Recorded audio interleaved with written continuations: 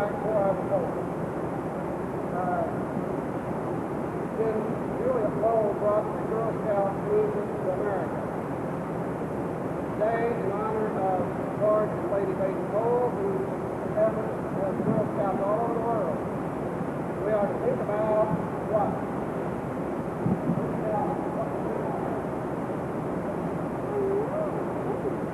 Okay, we're thinking about Girl Scouts all over the world. There's Girl Scouts not only here, but in almost all the countries of the world. They may be a little different in other countries. Back in Switzerland, they call the running people called busy bees, and the bees are called flies. In other countries, in India, for example, they are called bluebirds, and they mean fly. So what do you call them that? I call them brownies and peach and fruit. Basically, they're about the same. Now on the outside, the girls are all different. They wear different clothes, they talk different languages, they eat different food, they have different kinds of toys, they sing different songs, they have different clothes and food. Inside, girls got all over the house. They all laugh if they're happy. They all cry if they're sad.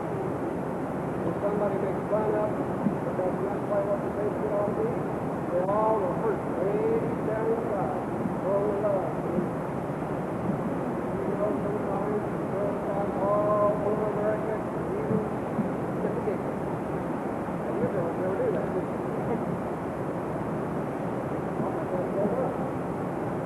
But we also are going today to take up the collection of the Julius Lowell Foundation. That is money that is used for helping the Girl Scouts in other countries, go to different countries. And part of it is help Girl Scouts all over the world. I look at U.S. and I'll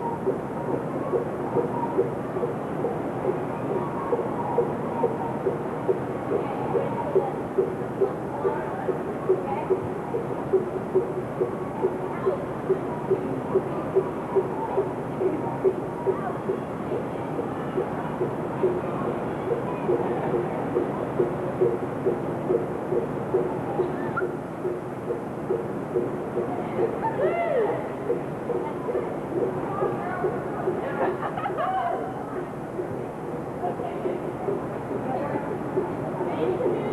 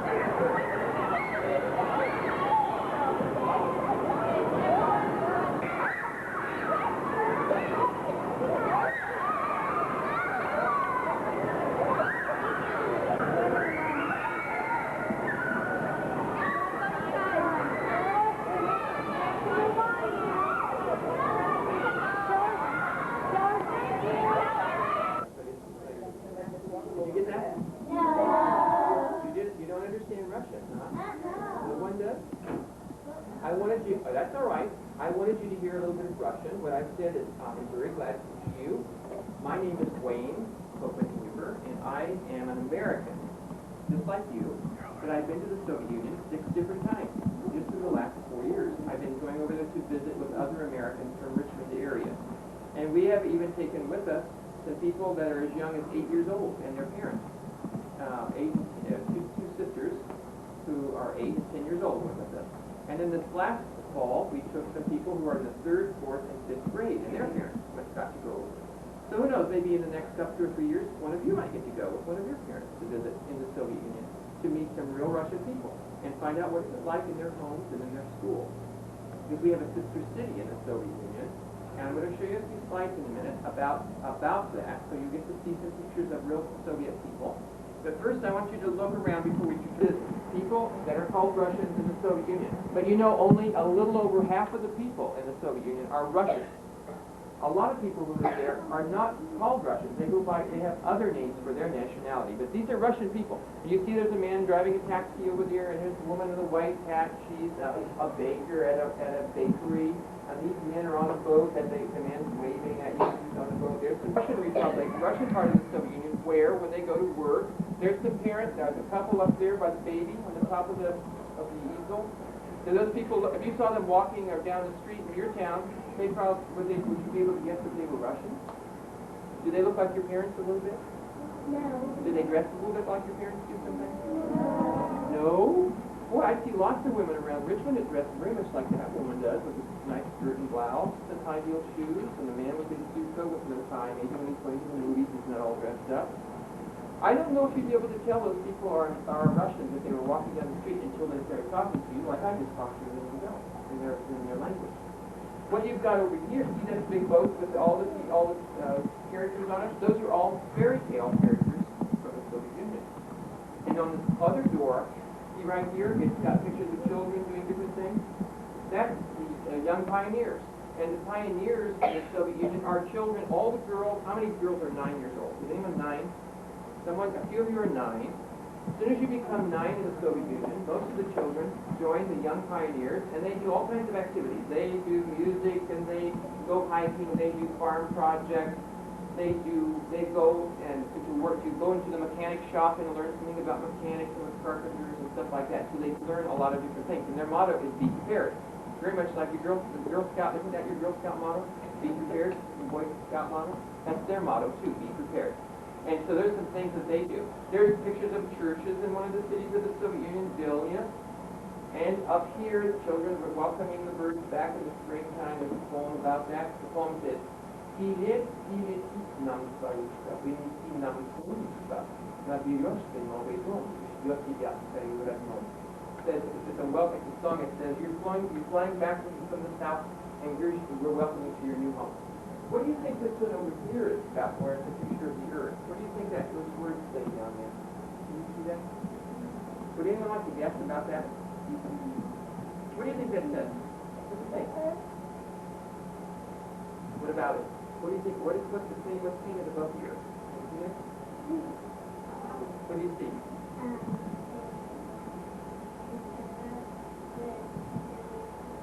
And what do you think what's that person who drew that trying to tell you?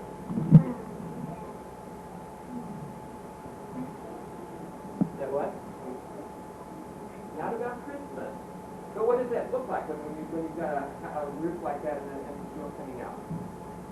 What is that? It's a house, right? That's right. That's what it says. It says down here in the corner. There's no other house. There's no other home. So what do you think they're trying to say, the person who draw that? He's saying, what? What? I live on the earth, and I really think of the earth as my home, and we shouldn't destroy the earth by pollution or anything like that. So it shows you some of these posters, and you see these posters in schools, in the Soviet Union, in a library, public library, and these kind of things are saying, if you go over there, you see that, it's saying to you, people are worried, they don't want the earth to be destroyed by wars or by pollution. So they're trying to keep that from happening. They're trying to work, they want to work about changing that. There's some posters over here, over there. Many of them have a red bandana around their neck. And all the children that belong to Young Pioneers from ages 9 to 16 wear this red bandana. Boys and girls both have a red bandana. And this one is wrapped around, what is it wrapped around? What's there? What is that in that picture? What do you see there? What do you see, John? A forest, and what's in that forest? Look at this. What is that? Deer and whatever, these other things. Owls, and there's one. Squirrel. And yeah, the squirrels in the Soviet Union have pointed ears. You know that? Pointed ears. They don't look like our squirrels, they have pointed ears. Like they're smaller than our squirrels. And this is wrapped around it. It says, let our forests live. So here's another poster that says how the Young Pioneers are concerned about their forests not being, the animals not being killed by pollution, and then people not burning down the forest. They've got a rainbow over it. What do you think this one's about? What? What is it? And what this talks about, what do you think this talks about? What do you think? The parents might have gotten in a fight, or they might even had fights over a long period of time and they decided to get divorced, and the child is saying, oh, what about me? So what this says is that their society, their country, people there, their families also have problems, like our families, like families in all parts of the world, and some people do have sad divorces in their family, and then the children are affected by it. So if some of you have experienced that kind of thing, you can know that there are some children in the Soviet Union who also experienced it. and live with one or other of their parents. And that not everybody gets divorced in the Soviet Union, but they do have problems with that also. This is a picture in Moscow, which is the capital of the Soviet Union. That's the main river, the Moscow River, that goes to the middle of the city, and it goes right by the center of the Soviet government. Now let's look at this map over here before we send people. How many have you seen anything about the Soviet Union? The capital is what again? What's the name of the capital of their country? Moscow. Capital is Moscow. And you're going to see pictures of it in a minute. And who is the leader of their country now? Have you seen the man that's the leader of their country in charge of the Gus sound? Have you heard it? I heard some people saying it was in adults or children. His name is Gorbachev, and he is the leader of the Soviet Union right at this time. Listen down. And our president is President Bush for the USA, President Bush. And their president is called Gorbachev. But here's how it's written in English. President, can you say that? Gorbachev. So you know how Mr. Bush and Mr. Gorbachev. And it's very important for you to know because this kind of stuff is on radio and television all the time. And your parents may be talking about it, and they may say, what do you think Mr. Gorbachev's going to do next? What do you think is going to happen about Mr. Gorbachev and Mr. Bush when they meet? Because they're going to meet together this year. And here's how he writes his name in Russian. See how different it is? This is in English, and this is his language, the Russian language, Gorbachev. And he's the president of the USSR. Now here's a map of the Soviet Union. You see how much I drew a map. It's kind of a funny looking map. It's kind of corny looking because I'm not a good map drawer. But here's an outline. The green part is the Soviet Union. That's how big it is. But look, this part is the United States. You could fit 2.5 United States inside the Soviet Union, and we have a very big country, don't we? We have a very large country, but the Soviet Union is 2.5 times bigger than the United States. And so it's one way to look at it. It's very, you could put the United States in there and another United States and still have room left over for several other countries, small countries inside their country. Here's a map of the Soviet Union. And actually, you've probably seen at the Olympics. Have you ever watched the Olympics on television? You see the American athletes, the jumping and running, and you see the Russian athletes, and you see them in their t-shirts or sweatshirts, and they have these letters on the front of their shirts. Have you ever noticed that? What are these letters? P. But you know, in their language, that looks like in English, in our language, that looks like C, C, C, P. Exactly. But in their language, a C is an S sound. So they go S, S, S, and the P is an R sound. So they go S, S, S, R. Can you say that? S, S, S, R, R. They go R, R. That's how they say R. We go and they go I, R. So they S, S, S, R. Say that again. S, S, S, R. And that means the USSR. And that's their abbreviation for their country. Sometimes they just call it the Union. The Union. Are you going to come visit the Union? Some of my friends, Russian friends, there. Are you going to come over next year to visit the Union? No. And so this is what this stands for. SSSR. And look, this is the name of their country in their language. It looks like a C, C, C, P. In Russian, they say SSSR.